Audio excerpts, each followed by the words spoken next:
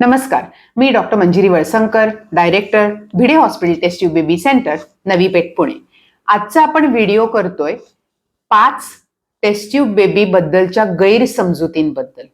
आपल्याला माहिती आहे की टेस्ट ट्यूब बेबी हे जे मेडिकल फील्ड आहे हे तसं बघायला गेलं तर नवीन आहे. म्हणजे गेल्या 2 ते 3 दशकांपासून टेस्ट ट्यूब बेबी व्यवस्थिशीर लोकांना माहिती झालं किंवा जनसंपर्क वाढला आणि बरेच लोक करायला लागले. आता आधुनिक दृष्टिकोनातनं बघितलं तर बऱ्याच म्हणजे साधारण एक 30 ते 40% जोडप्यांना टेस्ट ट्यूब बेबीची गरज भासते. पण बऱ्याच वेळेला त्यांना डॉक्टरांकडे जाण्यापासून भीती तरी वाटते किंवा अनेक गैरसमजुती समाजामध्ये अजूनही टेस्ट ट्यूब बेबी बद्दल आहेत. सगळ्यात महत्वाच्या 5 गैरसमजुती कोणत्या त्याबद्दल आज आपण थोडंसं बोलूया. बऱ्याच लोकांना असं वाटतं की टेस्ट ट्यूब बेबी हे अतिशय वेदना देणारं ट्रीटमेंट आहे. तर सगळ्यात महत्वाची गोष्ट म्हणजे आता जर्मन टेक्नॉलॉजी आणि परदेशातली टेक्नॉलॉजी भारतात सुद्धा आलेली आहे, ज्यामध्ये वेदनारहित इंजेक्शन उपलब्ध असतात. इतकी वेदनारहित असतात की पेशंट स्वतः पण इंजेक्शन घेऊ शकते व्यवस्थिशीर, कुठल्याही प्रकारचा त्रास होत नाही. आणि जे आधी जुन्या काळचे टेस्ट ट्यूब बेबी इंजेक्शन अत्यंत पेनफुल असायचे तसे मुळीच आता पेनफुल इंजेक्शन राहिलेले नाही. त्यामुळे पेशंटनी घाबरण्याचं मुळीच कारण नाही. दुसरं म्हणजे टेस्ट ट्यूब बेबी मध्ये पूर्ण बेडरेस्ट लागते, तर हे अजिबात लागत नाही. जुन्या काळी बेडरेस्ट लागायची कारण त्या अनुषंगाने तेवढे तंत्रज्ञान विकसित किंवा प्रगत नव्हतं. आता आधुनिक तंत्रज्ञानामध्ये 1 तासही बेडरेस्टची आवश्यकता नसते.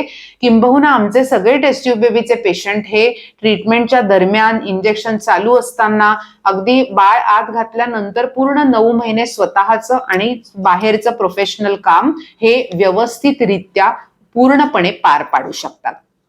तिसरा गैरसमज आहे की टेस्ट ट्यूब बेबी केल्यानंतर बाळांमध्ये मानसिक किंवा शारीरिक व्यंगत्व किंवा काहीतरी कमीपणा असू शकतो. तर ह्यामध्ये गैरसमजूत ठेवण्याचं काहीच कारण नाही, कारण आपण आईची अंड आणि वडिलांचे धातू वापरून बाळ मशीनमध्ये केवळ तयार करतो. बाळ व्यवस्थित वाढतंय का नाही हे कन्फर्म केल्यानंतर आईच्या गर्भकोशामध्ये बाळ घातलं जातं. ह्या दरम्यान आपल्याला इनफॅक्ट खात्री होते की हे बाळ व्यवस्थिशीर वाढतंय, इतरांसारखंच वाढतंय, त्या डिव्हिजन वगैरे सगळं त्याचं कन्फर्म केलं जातं इन्क्युबेटर मशिनरीमध्ये. आणि मग हे बाळ प्रत्यारोपण केलं जातं.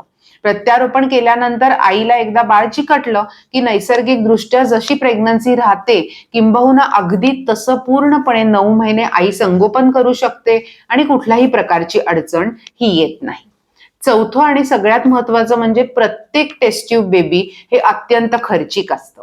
तर टेस्ट ट्यूब बेबीमध्ये साधारण 5 पद्धतीचे तंत्रज्ञान उपलब्ध असतात. म्हणजे अगदी जे बेसिक टेक्नॉलॉजी आहे त्याचा IVF ज्याचा साधारण 80,000 ते लाखभर खर्च येतो. आणि सगळ्यात मोठी टेक्नॉलॉजी जी ICSI with frozen blastocyst embryo transfer आहे त्याचा 2.5 ते 3 लाखापर्यंत खर्च येतो.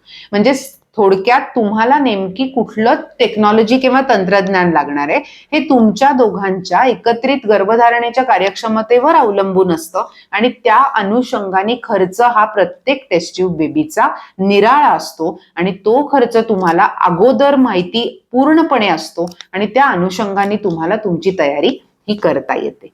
सगळ्यात महत्वाची गोष्ट म्हणजे टेस्ट ट्यूब बेबीला मुळीच घाबरण्याचं कारण नाही. त्यामध्ये कुठलंही इल्लीगल किंवा असं काही नाही, अगदी व्यवस्थिशीर कायदेशीर रित्या टेस्ट ट्यूब बेबी हे तुम्हाला योग्य सेंटर्स मध्ये जाऊनच करता येतं आणि कुठल्याही प्रकारची काळजी किंवा मनात भीती ठेवण्याची आवश्यकता नाही. धन्यवाद.